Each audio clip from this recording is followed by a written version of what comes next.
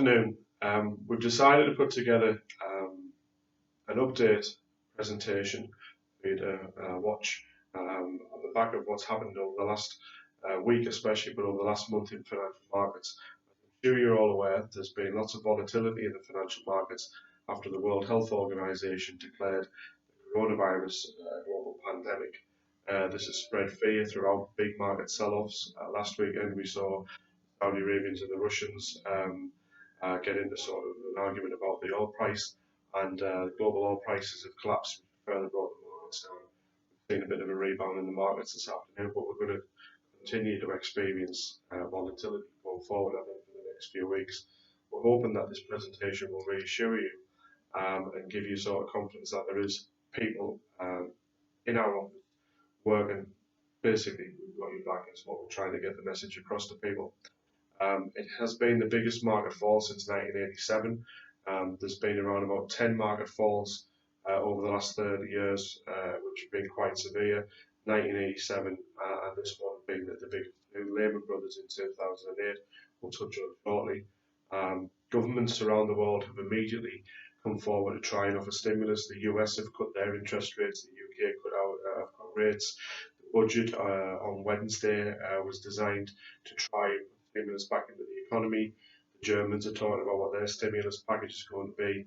Ultimately, we don't know when this will bounce back and how long it will take.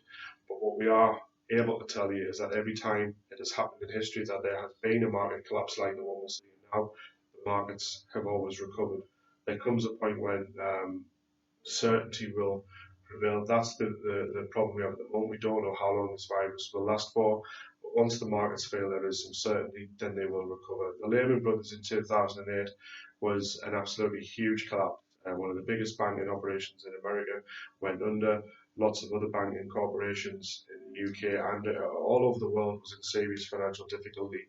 People said at that time, this is different, we won't recover from this one.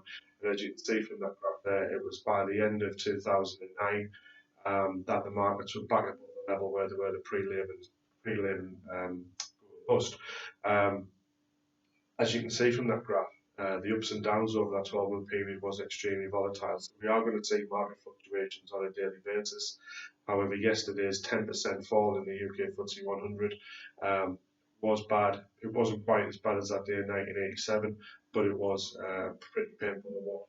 Everyone who is watching this presentation, myself included, has seen the value of their pensions investments go down in value. And what we're here to say is they will recover and markets will go up. We've posted this graph here, which shows from the January 1988, this was just after the 1987 crash, to where we are right now. There's been bumps and downs along the way. There's been some quite serious situations. The 99.com crash, September 9/11 caused the markets to collapse. 2008 Lehman Brothers, even October to December 2018 was quite severe. We came back from that, and then what's happened the last few weeks has been quite severe as well. We've just given a snapshot here of how various portfolios that we manage have performed compared to the main indices around the world.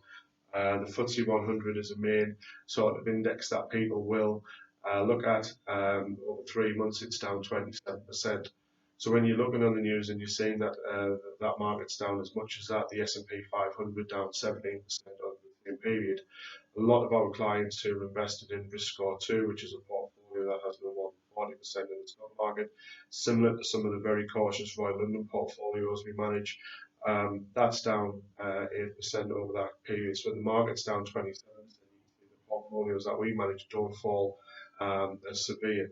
Look at the longer term numbers. No fund has made any profit now over the last 12 months. Only 6-8 weeks ago that funds had looked very good. There was double-digit returns over 12 months. And a lot of people are focusing on those February values when they're gauging how far the funds have fallen now.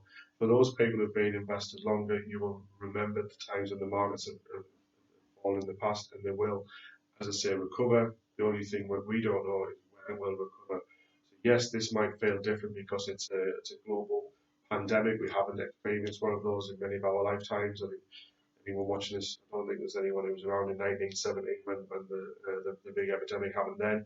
So we've never really experienced this, but there's been times in history when markets have fallen very quickly, and ultimately once they get through the end of it, markets will recover. There's the Royal London portfolios that we manage there, how much they've fallen in comparison. As you can see, the Royal London Grip Portfolio 3 is a very cautious one that a lot of our clients are in, who are in retirement. That's similar to the Risk Score 2 portfolio. So we're seeing consistent returns across our portfolios where the downside is trying to be protected.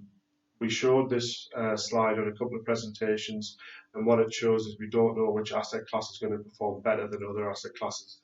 The point is that we need to be in the market. So people who are panicking and say we want to sell and we want to come out, that's not the thing that we need to do. We went into this with what we thought was good funds in good areas. The asset allocation was correct. We still have confidence in the fund managers who we use. We've been asked if we have a plan B. Well, yes, we're constantly reviewing the funds that we invest into. We've spoken with most of the fund managers over the last few weeks. They themselves are implementing plans B, plan C, plan D, and so on, in the fact that they're buying and selling stocks and bonds in areas that they might think is of more risk than others. So they may be selling airlines and holiday companies and buying toilet roll manufacturers, hand sanitizer manufacturers, the things that people are buying.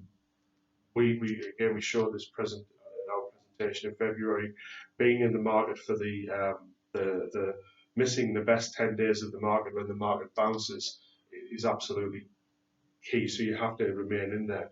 Don't sort of pull out and then try and time it and go back in. We've had a couple of questions asked about what the clients' funds are invested into. Are we going to lose? Where's our money? Is it full of junk?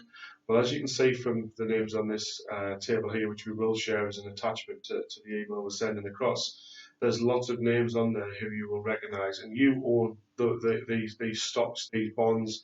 As part of the funds that we recommend, you'll see BP, you'll see Adidas, you'll see Microsoft, you'll see Facebook, Apple, Netflix, Google, all the big technology companies. They've all been hammered in the last few weeks as there's been a global fear and there's been a sell-off, but all of these companies still exist. They're not going to go out of business. Some of them might do, the odd one or two here and there. You will hear stories in the coming weeks and months of certain companies getting into difficulty. But on the whole, the vast majority of those that you see there will continue to be there.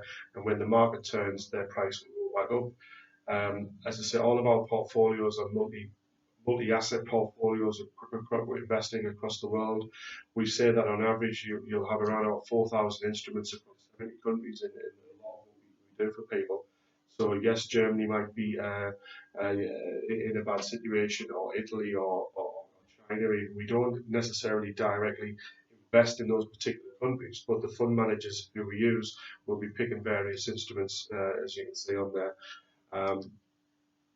What have we been doing in the background? We've listened to more fund manager calls in the last fortnight than I think we've done in the last year, because every fund management group is wanting us hear what their experts have got to say. They don't want people to be selling out because it creates more panic and more fear in the markets fall further. And we have been reassured from what we've heard. We've been invited to lots of webinars where we can actually do similar presentations like I'm doing here, where fund managers will be speaking live to people across the country. And there are seminars being held. We were planning on going up to Edinburgh in a few weeks. It'll be interesting to see if we're all still allowed to travel and congregate and meet en masse with everything that's going on. Football season's being suspended, so you can see that it is major what's going on, but ultimately it's a virus that's not going to sort of wipe out the world population. It's going to cause a disruption. In the next 3 to 6 months, it'll probably be like something we haven't seen before, in the sense of not being able to do things you've done previously, but we're still going to eat, we're still going to drink, we're still going to consume digital online media. We're going to watch movies. We might have to work from home. I'm thinking about buying several laptops for people in the office in anticipation of this. So the economy will still go. Yes, there'll be a downturn. But as I said, one fund manager described it yesterday, that the market fall has been so quick and so severe, you've created like a coil spring, and as soon as we get to the other side of this crisis, that coil spring will bounce and it'll fly back up. Interest rates are now 0.25% in the UK. They've been reduced in America as well. There's more financial liquidity in the system than ever before. As soon as people are confident, that money will fly back in. I've spoken with several clients over the last few days. People have been in to see me. Please give us a call if you have any concerns or you would like me to explain any of this in more detail. We've sent this across in the hope that we are reassuring you to say that all 15 people here at Wealth Advice are working on your behalf to make sure that we get through this. And as I say, we are picking the right funds, and the long-term growth for everyone remains and it is good for the future. So thank you for that. Have a good weekend. And as I say,